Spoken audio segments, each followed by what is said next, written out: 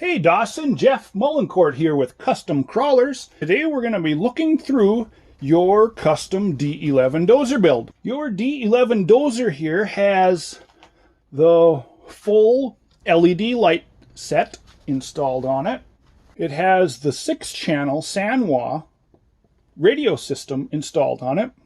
The rear ripper is remote controlled. It's got a 5,000 milliamp LiPo battery inside of it. It has the Sense Innovations ESS Dual sound unit. Your unit also has the upgraded aluminum idlers and steel tracks. And you have the Savox SAVSB 2290 SG high torque servos modified to continuous rotation driving the tracks. So let's get into it. So your 6-channel Sanwa radio, I've got the blade is on the left stick, which would be the throttle normally. Your rear ripper control is up here on this switch. It is labeled. It is only a two-way switch, so you have full up and full down. Your drive is on your right stick. Let's get her turned on and go through some of your on-off switch for your unit is just on the back side here. As soon as we turn it on, all of your LED lights come on. So it's got the 2 bright white LEDs up on the front, 2 bright white LEDs on either side of the cab. You've got an amber LEDs on either side of the dozer, and 4 red LEDs in the back of the unit.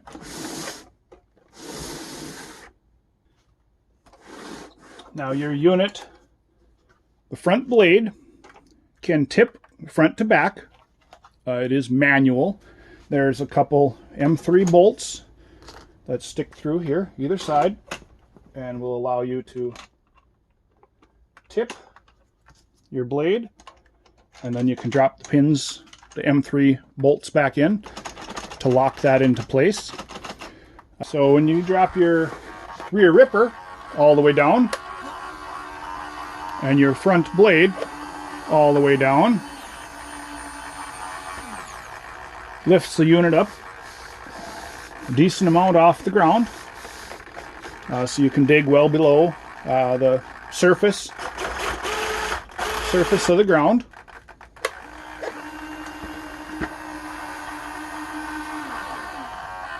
The sound unit on your model is located inside of your engine bay here. So you pop that cover out of place, and you can see down inside of here is the sound unit down inside of there.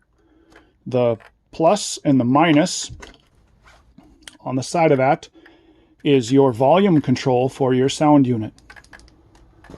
The switch here is the on-off switch for your sound unit. So you can run the unit with just the LEDs on, or you can turn on the switch for the sound unit, power your unit up.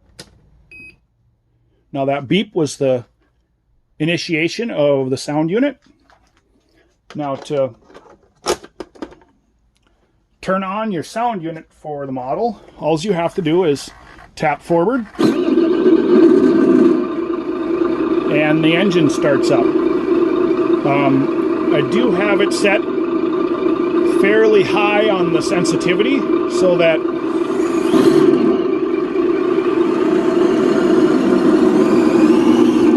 it starts kicking in at a little bit lower throttle, or a lower throttle. looks like the reverse has just a little bit more of a delay than what going forward has. And depending on how far you move the throttle, your sound will increase.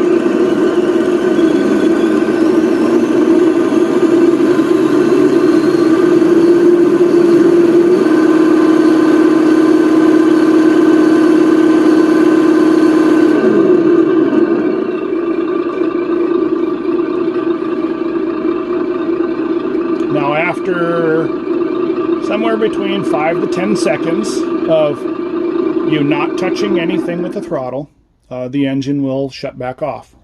Now the timing for that can be adjusted. They're sending with the box for the ESS Dual and all of the connectors, the stuff that came with it and everything. So you can plug that in to your computer. So this is what gets plugged into your computer, the SenseLink, S-Link, and so that you can program your sound unit. Now there's a lot of different things you can change with it.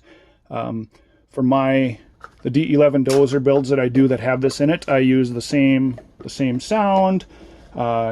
Usually use the same horn sound and everything, just because I like it. And if a customer wants to change it up, go right ahead. You can find the information to download the program for it in the booklet, and it's really pretty easy.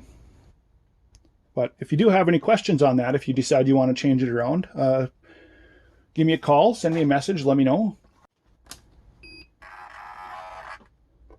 Okay, so your unit does have the horn. So in order to operate your horn, it's pushing to the right on your left stick, which is your blade. And I do have it set so that you have to push the stick a decent amount to the side to get it to activate the horn, so that you maybe don't, as you're operating your blade up and down when you're out using it and such, that you don't accidentally operate the horn. When it comes time to charge your unit, the battery is down inside of here. So you've got your main, here's your main plug.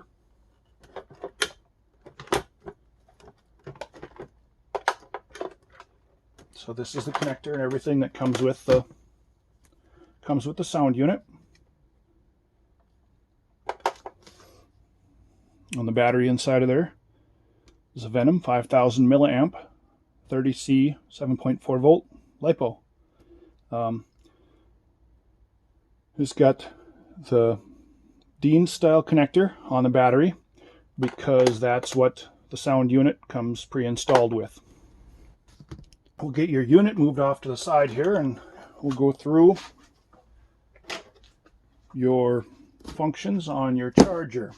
The charger you got with your dozer here is an Intigy.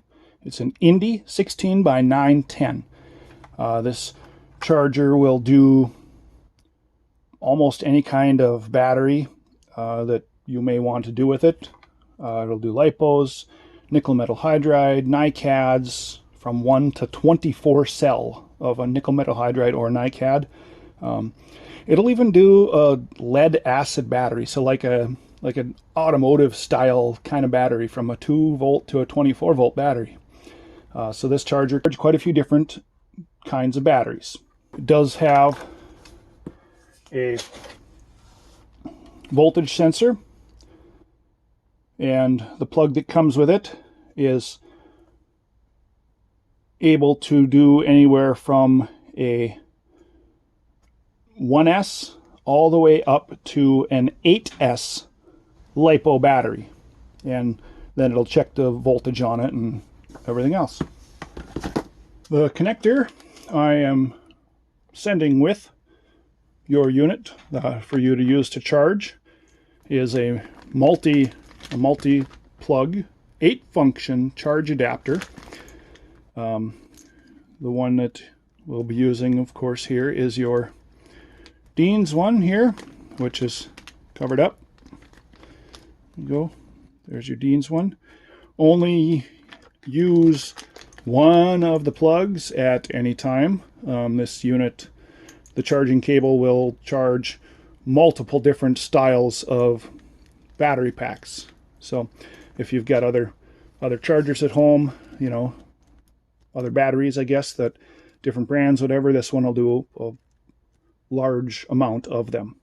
Let's get your charger plugged in here and I'll show you the charging functions of it.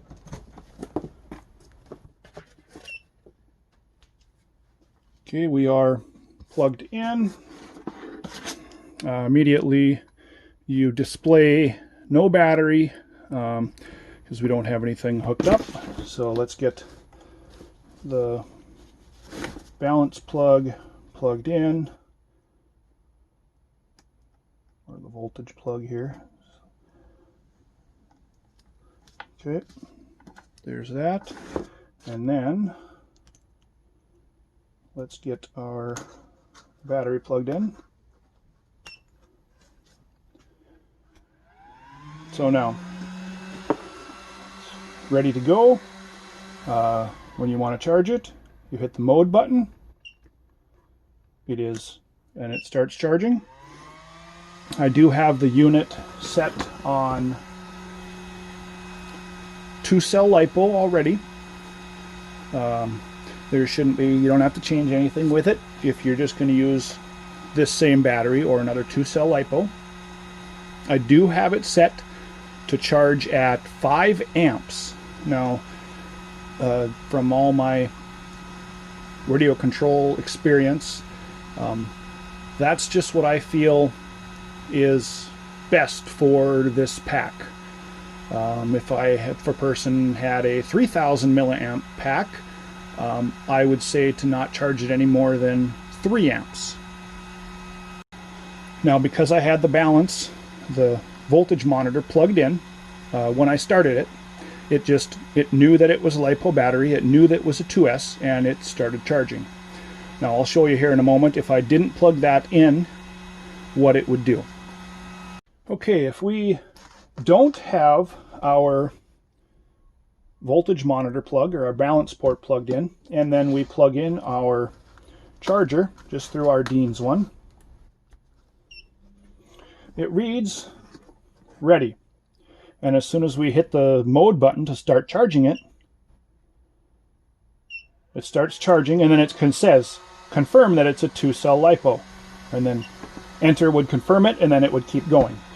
Now, if you have the voltage monitor plugged in to the charger, it won't ask that because it already knows that it is a 2S LiPo. I would recommend keeping that plugged in while you charge. It'll just keep it so that both your cells internally have an equal charge, longer life out of your pack. As it gets closer to the pack being fully charged, the current output will slowly decrease down. It'll start out at 5 amps and it'll slowly drop its way down until it cuts off and then stops charging. The charger does have quite a few cool features. It'll store, I don't remember how many memory or how many charges it'll store in it, but it does store quite a few previous charges and all the information for it, the time that they took and everything. But you can look through that in the online owner's manual for this charger. Well, Dawson, that's about going to do it for the look through the features of your D11 dozer build here. If you've got any questions on your unit or anything else through Custom Crawlers, please send us an email at products@customcrawlers.com and we'll be happy to help you out.